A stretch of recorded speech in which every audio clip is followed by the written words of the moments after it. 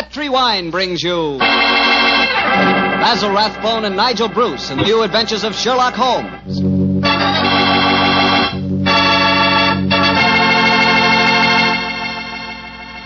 The Petri family, the family that took time to bring you good wine, invites you to listen to Dr. Watson tell us another exciting adventure he shared with his old friend, that master detective, Sherlock Holmes. And I'd like to ask you a short, simple question. Have you ever tried a glass of sherry before dinner? If you haven't, you'll never know what you're missing till you do. And make that sherry Petri California sherry. Because Petri sherry is the best beginning a good meal ever had. Just hold a glass of Petri sherry to the light. Look at its wonderful, clear amber color. Now just get a whiff of that aroma. Bouquet, the experts call it. I'm telling you, you can just smell those big, luscious grapes. Now, best of all, taste your Petri sherry. Sip it. Sip it slowly so you don't miss one single drop of this truly delicious wine. Yes, without a doubt, Petri sherry is good wine. Oh, and incidentally, Petri makes two kinds of sherry. Regular sherry and Petri pale dry. Both are fine. And if you're not sure which you might like best, do what I do. Don't buy one, buy two. Try them both. And serve them proudly because the name Petri is the proudest name in the history of American wines.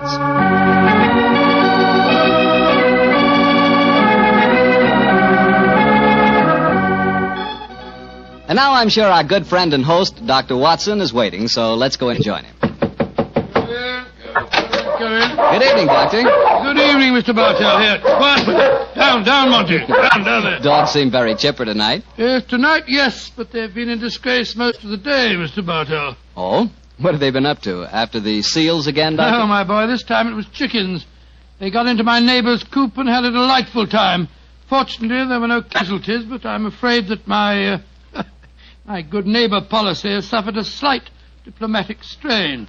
But you come here to listen to Sherlock Holmes' adventures, not those of my dog, so draw up your usual chair and make yourself comfortable, and I'll get on with tonight's story. Last week, Doctor, you told us it was a case in which Sherlock Holmes found the solution without ever meeting any of the suspects. That's quite correct, Mr. Bartell. As remarkable an exhibition of long-distance detection as I ever recall. But judge the story for yourself, my boy.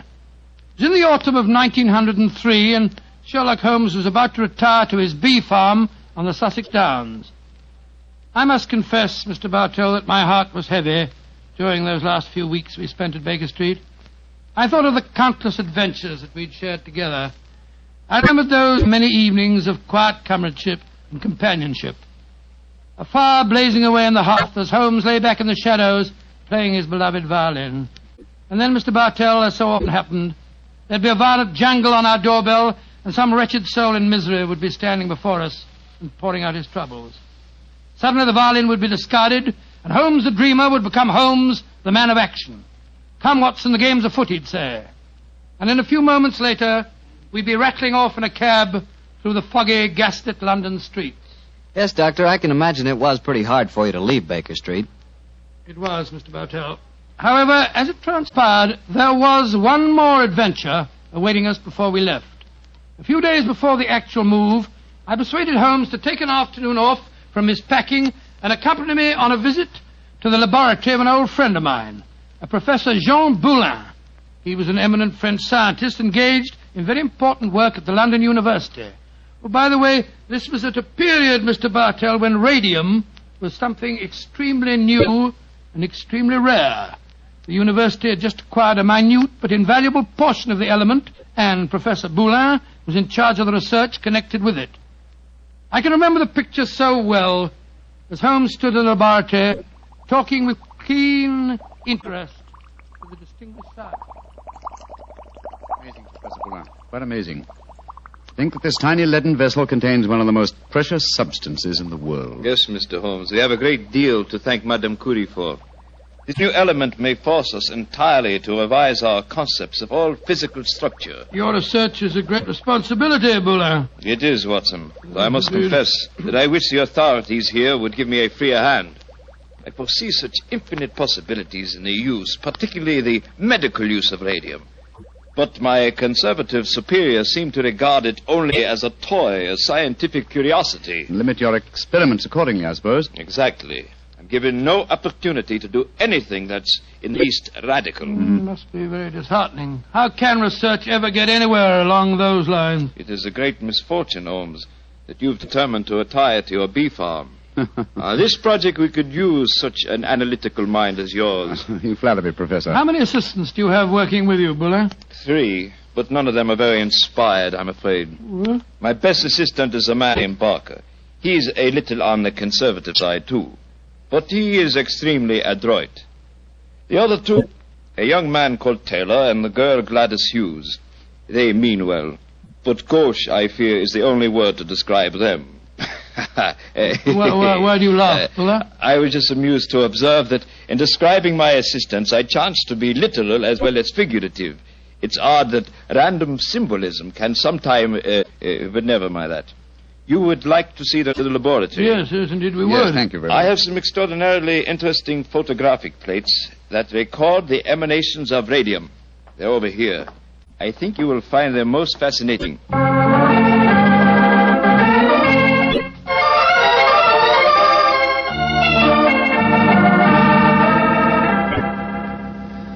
Baker Street, particularly when our rooms are full of packing cases, seems rather drab after the scientific stimulations of Professor Boulin's laboratory. Doesn't it, old chap? Yes, it seemed drab even if we hadn't been to see him. I feel frightfully depressed, Holmes. I just don't know what I'm going to do without you. Oh, you're still a young man, Watson, and a susceptible one. You'll marry again. No, I won't. Yes, you will, old chap.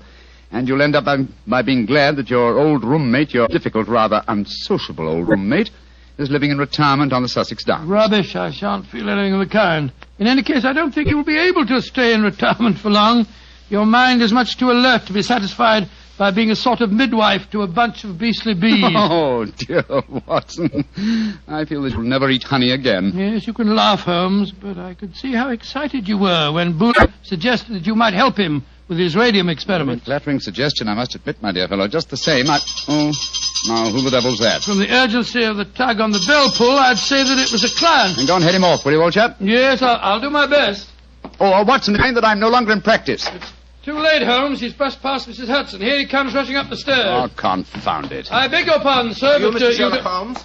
No, I am not Sherlock. Then you must be Mr. Holmes. That is my name, sir. But may I ask what accounts for your rather whirlwind entrance? My housekeeper, Mrs. Hudson... I haven't any time to consider etiquette. My sister Gladys Hughes has vanished. Vanished into thin air. You've got to find her for me, Mr. Holmes. I'll pay you any fee you name, but you've got to find her. Mr. Hughes, I'm extremely sorry that your sister has vanished, but I'm afraid that I can do nothing to help you. I'm retiring. I'm giving up my practice. If you won't help me, I'll go to someone who will. That's exactly what I mean, sir.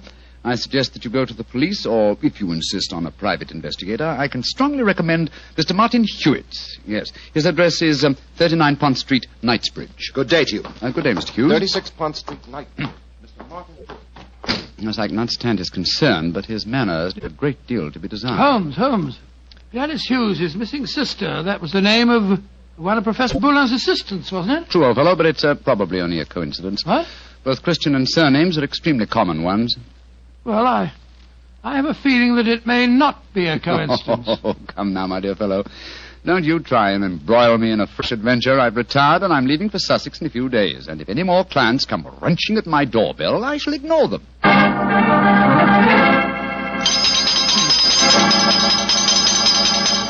But, Mr. Holmes, you've got to help me. My son, Geoffrey Barker, has disappeared. I'm sorry, Mrs. Barker, but I'm afraid I'm... Holmes, Geoffrey Barker was the name of Professor Boulin's chief assistant. Watson, please believe me when I say that I'm not to be inveigled into any further...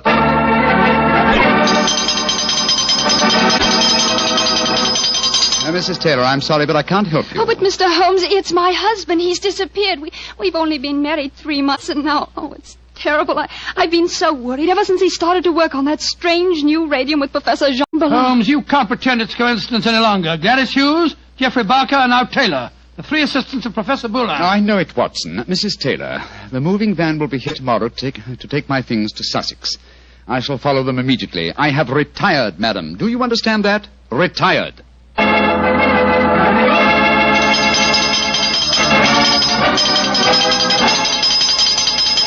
Yes, Yes, another telegram for Holmes. That'll be the fourth today. Why was Scotland Yard alone? Well, it's a pretty strange business. 3 people engaged in research of this new element radium have all disappeared within 48 hours. Scotland Yard needs your help. Let them earn their salaries, my dear Watson. I've helped them for the last time. Well, let's see how they've couched their latest effusion. Oh, this isn't from Scotland Yard. It's from my brother, Mycroft. Mycroft? What's he going to say? Listen to this. Now Professor Boulin has disappeared. Great Scott. And the radium with him. Surely the pattern is obvious, Sherlock. Radium must be found, could solve the problem for you, but I'm too lazy. Consider what a flashy case for you to retire on. Regards, Mycroft. The old devil. Holmes, this is shocking. My old friend Boulin has disappeared. Yes, Watson, and now my brother asks me to investigate. The pressure becomes irresistible. Very well, I bow to fate and postpone my retirement for a few hours. Good man, Holmes. You know you'll never really retire. Now, let me see. As Mycroft says, there's an obvious pattern in this case. Our first step, of course, will be to interview all the doctors who treat patients without charge. Why? Well, surely that's obvious. Well, it isn't at all obvious to me. I don't know why you always leave me in the dark. Well, what makes you laugh? Being left in the dark, it's just like the old times, isn't it, Holmes? Come on, old fellow, let's go. The game's afoot.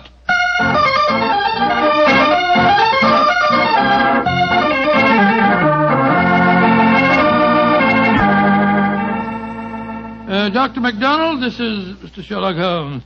Mr. Sherlock Holmes. I'm very glad to meet you. And are you, Dr. MacDonald? I swear that I've never been in as many doctors' offices as I have today. But Mr. Holmes is in search of some information. Perhaps, Doctor, you can help him. I'll do my best.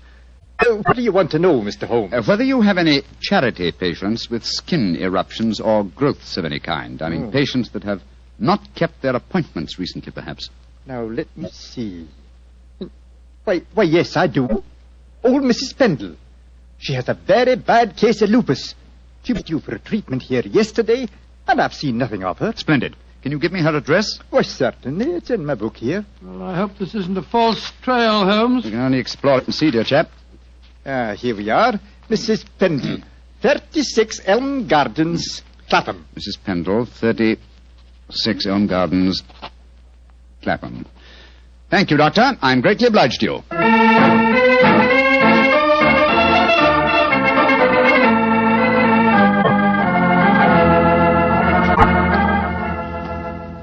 Getting restless, Watson? Yes, I am a little. We've been waiting outside Mrs. Pendle's house for over an hour.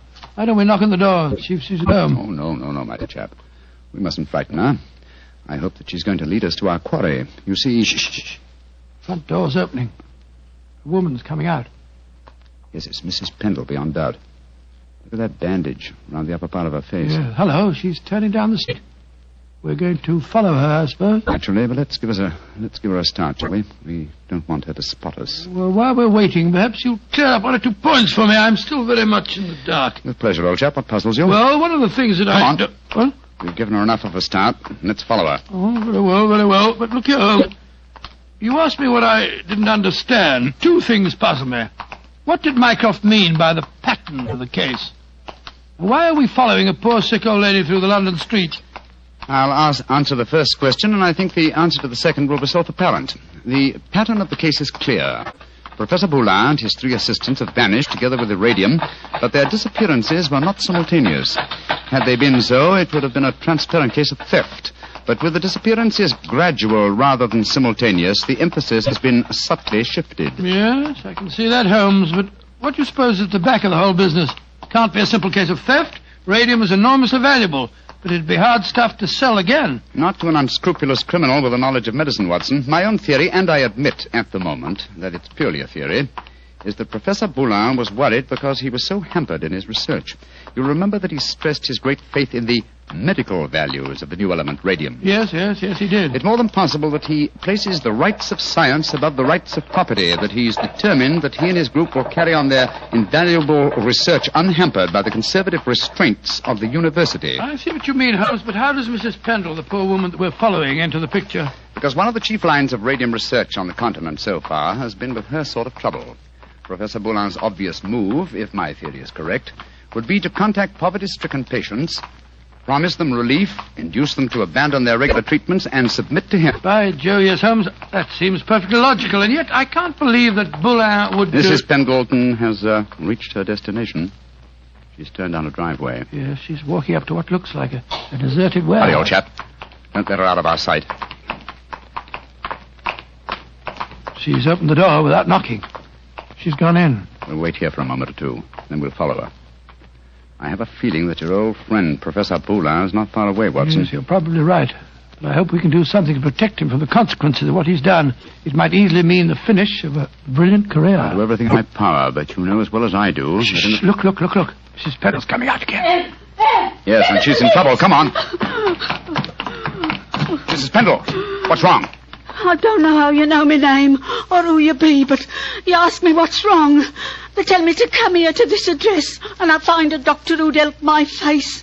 I comes here, and what do I find? What did you find, madam? A corpse, sir. That's what I find. A dead man lying there in a great pool of his own blood.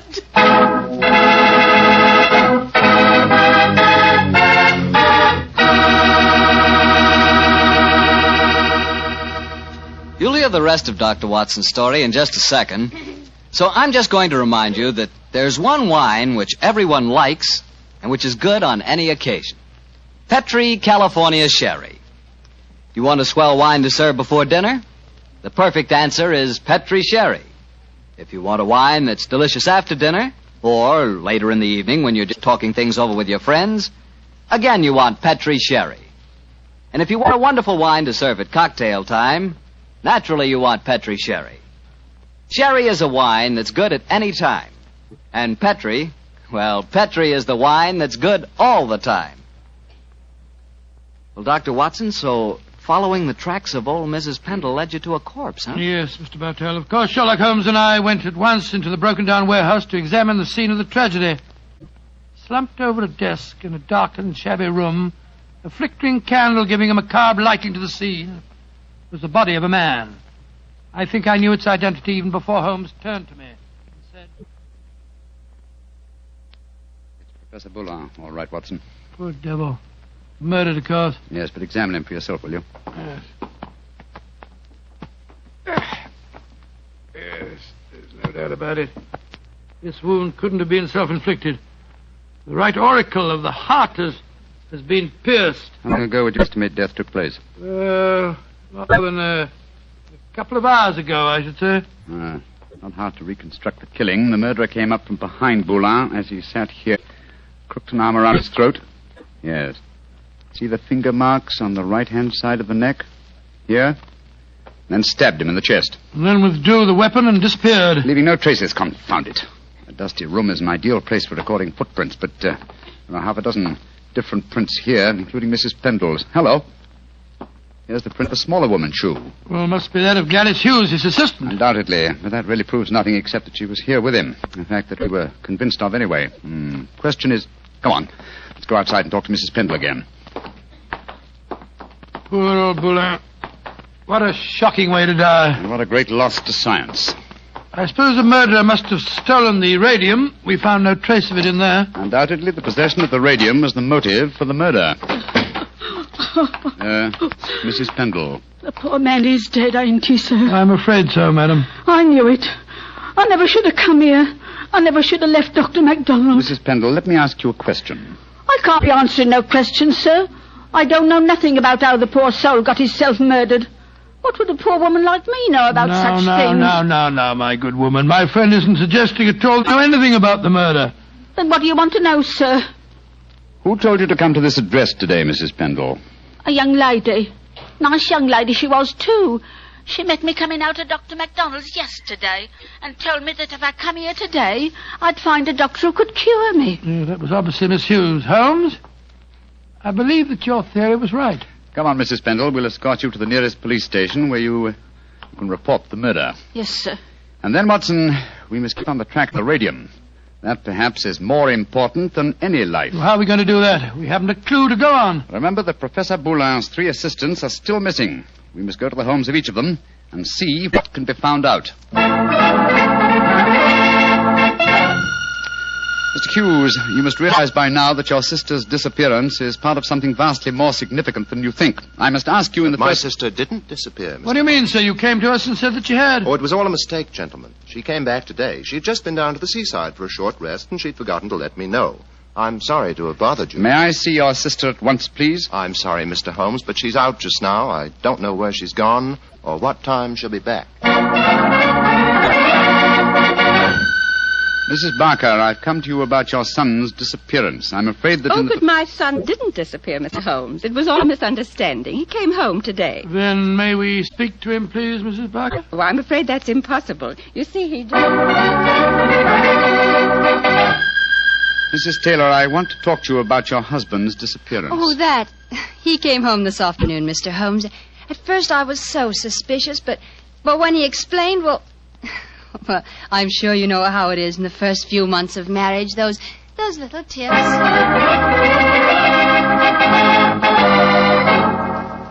Confound it, Watson. We are no nearer the solution. And meanwhile, here we are back in Baker Street to find that the moving van has taken all your things off to Sussex. Perhaps you should give up the case, Holmes, and follow them. Close my career on a note of failure? No, my dear fellow. I shall not leave London until this problem is solved. Oh, in that case, I'll sit down. Looks to me as if it may prove a lengthy wait.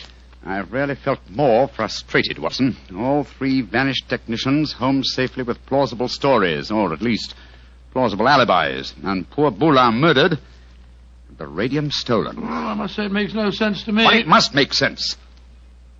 The pattern was well enough to find in the beginning. It's just a question of finding the right key. In a way, it's clear enough what's happened. One of the three assistants, placing the financial value of radium above its value to science, murdered Boulin to obtain the prize. The other two, fearing that their complicity in the original plot would involve them as accomplices in murder, ran home and established an alibi. And the murderer did the same thing, for it's obvious one of the three must be the killer and the thief. Yes, the question is, which one of the three is the culprit? If only poor Boulin were alive, he could help us. My dear chap, if Boulin were alive, there would be no murderer. Oh, of course it wouldn't. Now, let's see. Boulin gave us a few bare facts about his three assistants. I wonder... But of course, Watson! I have the answer. The case is solved. What do you mean, Holmes? How can it be solved? You haven't done enough investigation. If it comes to that, you haven't even seen any of your three suspects. That isn't necessary. Oh, you know who did it? Yes, Watson, and so should you. But we know nothing to set them apart from each other, except that one of them's a girl. We know more than that, my dear fellow. Think hard. Well, Boulin told us that Geoffrey Barker was an excellent technician, while the other two were somewhat clumsy. We know even more than that. Well, I'm just if I know what, Holmes. I shan't even need to stay in London and follow the case through to its logical conclusion. A telegraph to Mycroft and another to Scotland Yard to take care of it, yes. And I can be in Sussex before the moving van, after all. You mean you're going now, before the case is solved? But it is solved, my dear fellow. All that remains to be done is some purely routine work. What's the time? Look at... Just 3 o'clock. Splendid. If we hurry, we can catch the 3:45 express from Waterloo. We? Yes, I was counting on you spending a few days down there with me, old chap. I hope you can spare the time. I should hate to make so drastic a change without my good old friend Watson at my side. Oh, of course. I'll be delighted, but what, my dear boy? The case of the disappearing scientists. Wait until we get to Sussex, shall we? As soon as I get an answer to my telegrams, I'll explain the whole thing to you. And now let's hurry, shall we? Our train leaves in 40 minutes.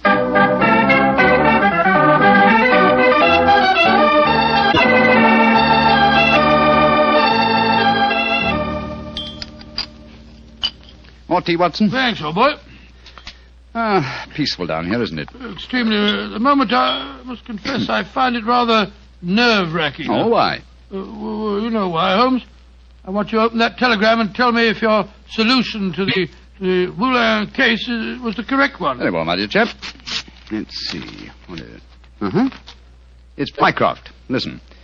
Murderer arrested and radium recovered. Well done, Sherlock, though you took longer than I expected. Regards, Mycroft. Congratulations, Holmes. And now perhaps you'll condescend to tell me how you solved it. Don't be angry with me, old chap. I only wanted to make sure that my solution was correct. You remember the nature of the fatal wound on Boulin's body? Of course. He'd been stabbed through the right auricle of the heart. From behind.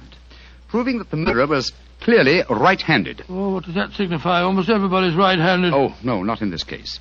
If you recall, Professor Boulin said that Geoffrey Barker was adroit, while his other two assistants were gauche. Then he laughed because he said his remark grew both literally and figuratively. I still don't see what I was talking about. Oh, come now, Watson, come. Gauche. Think of the origin of the word adroit. Ardois. Droit is the French word for right. And gauche is the word for left. Meaning the two gauche assistants were left-handed, and therefore only the adroit, the right-handed Barker, could have inflicted the fatal wound. I see it now, Holmes. You know, if you'd remembered that mark of Boulin's at the time we found his body, you could have solved the case much sooner. That's true, old fellow, very true.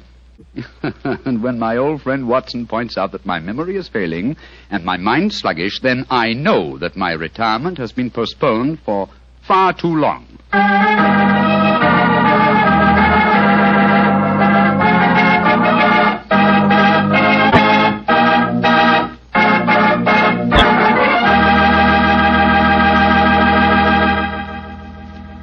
Well, so Holmes really went through with his idea of becoming a bee farmer. Yes, of course. It became one of his favorite hobbies. Do you know anything about the raising of bees? Oh, nothing at all. The only connection I've ever had with bees was very remote. Once I had the hives. Once you had the... Oh, no, Mr. Barker. Oh, yes, Dr. Watson. But seriously, I do know one thing about bees. Even when you know all about them, you're apt to get stung. That's true enough. So I'll make my hobby Petri wine. You know, you can't miss when you buy Petri wine, because Petri wine is always good wine. The Petri family has been making fine wine for generations. In fact, they started way back in the 1800s. And they've handed on down from father to son, the knowledge and experience absolutely essential to the making of truly fine wine. And since the making of Petri wine is a family affair, you can be sure that the name Petri means something on a bottle of wine. Those letters Petri are more than a trademark. They're the personal assurance of the Petri family that every drop of Petri wine is good wine. So when you buy wine of any type, you can put your faith in the Petri label, because Petri took time to bring you good wine. Well, Dr. Watson, what new Sherlock Holmes story are you going to tell us next week? Well, now, let me see. Next week, Mr. Bartell, I'm going to tell you about one of the weirdest adventures that Holmes and I ever had.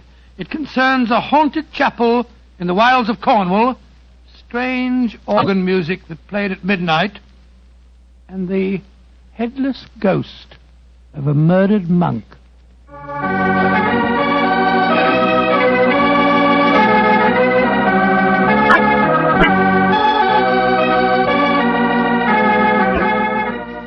Tonight's Sherlock Holmes adventure was written by Dennis Green and Anthony Boucher and was suggested by an incident in Sir Arthur Conan Doyle's story, The Reigate Puzzle. Music is by Dean Fossler. Mr. Rathbone appears through the courtesy of Metro-Goldwyn-Mayer, and Mr. Bruce through the courtesy of Universal Pictures, where they are now starring in the Sherlock Holmes series. The Petri Wine Company of San Francisco, California, invites you to tune in again next week, same time, same station. Sherlock Holmes comes to you from our Hollywood studios.